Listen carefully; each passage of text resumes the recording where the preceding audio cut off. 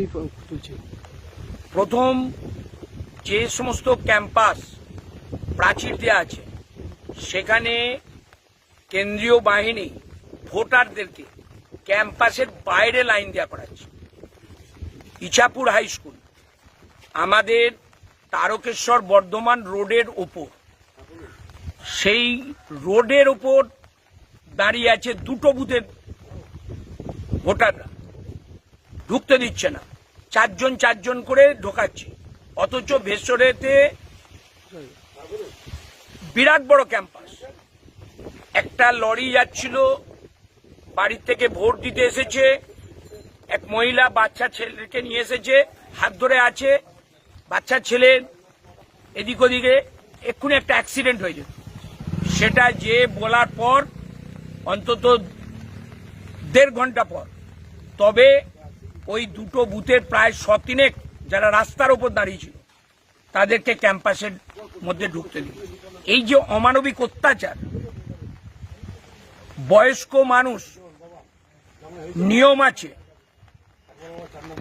তারা যদি শারীরিকভাবে, বিশেষ করে চোখ এবং হাত, কারণ চোখে দেখে হাত দিয়ে ভোটটা দেবে, এই জায়গায় প্রবলেম থাকে, সেখানেতে বাড়ির লোক একটি মাত্র কম্পেনিয়ান ভোট দিতে পারে।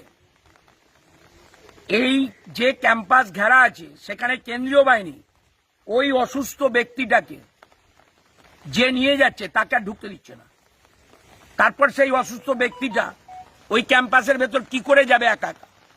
দ্বিতীয়ত, সেই জায়গায় কেন্দ্রীয় বাহিনী এই যে ঢুকতে দিল না তার বাড়ির লোকটাকে, কম্পেনিয়ান ভোটটা তাহলে সে দিতে পারল না।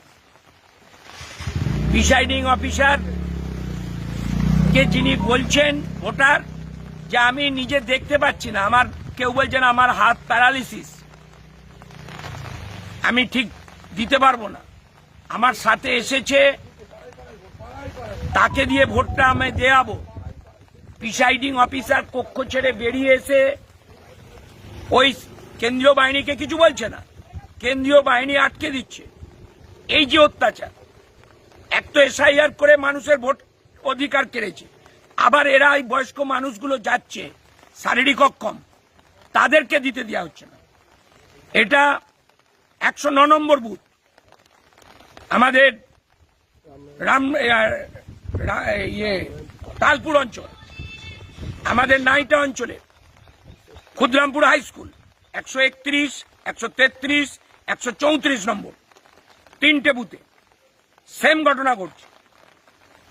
এই যে অত্যাচার, এই করে ভোট মানুষকে বিরত করছে। এর বাইরে কেন্দ্রীয় বাহিনী চাপাডাঙ্গার 127 নম্বর বুথে, সেখানেতে ডাইরেক্ট লাইনে জিজ্ঞাসা করছে, টিএমসি হলেই লাঠিও চাচ্ছে, মহিলা পর্যন্ত দেখছে না।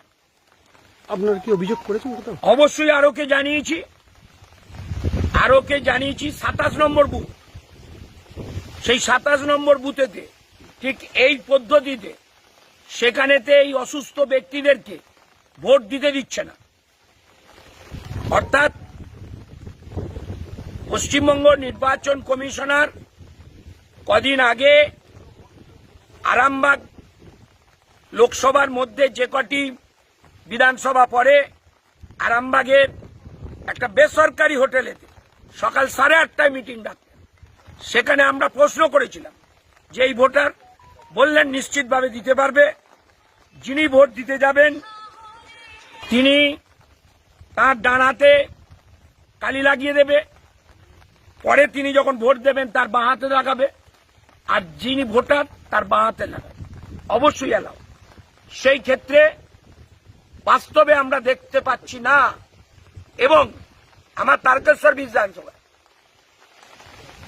1000-এর ওপর বুথ স্লিপ দেওয়া হয়নি এখনো পর্যন্ত, সেটাও লিখিত আরো নির্বাচন কমিশনারকে আজ 4 দিন আগে জানানো হয়েছে। বুথ স্লিপ না পাওয়ার জন্য তো ভোট দিতে অসুবিধা হবে। ওখান থেকে ওনারা জানিয়ে দিচ্ছেন যে না, ভোটার কার্ডটা নিয়ে গেলেই হবে, কিন্তু ওই গেটে কেন্দ্রীয় বাহিনী বুথ স্লিপটা না দেখে তাকে ফিরিয়ে দিচ্ছে। এর দায় কে নেবে? এইভাবে অত্যাচার চালাচ্ছে।